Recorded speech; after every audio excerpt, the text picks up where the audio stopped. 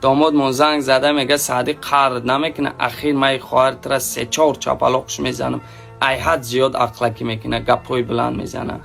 یاز نه مرا قهرم ایو حسابی میکنه که من ندارم همون سومی را که تده یگان توفه ساز بخرم خاطری کارا. خیلی میفوره همون خیر رفتار کرد. فکرهای خوب باید از سره 3-4 چپالاق کمه 5-6 چپالاقش بزن، فقط نفهمه که من قطعی خودت گفت زدگیم. اون موجود زبان دراز من خودم قصد دارم. این فکر خوبه که در سر تو آمده، یک کاری که عملیش کنم. من 20 ساله که آرزو میکنم اتمه اوچمه او را یک چپالاقش بزنن، نه که فقط روی او سایه چپالاق دیده روی من چپالاق خود شد. برای همین در همه حالت قطعیتم.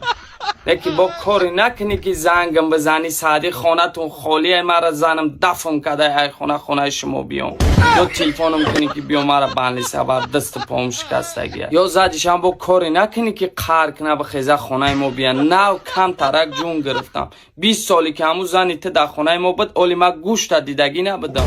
اوقات همه وقتاش درک گوشت همه خود میگفت اوقات گوشت ندارم.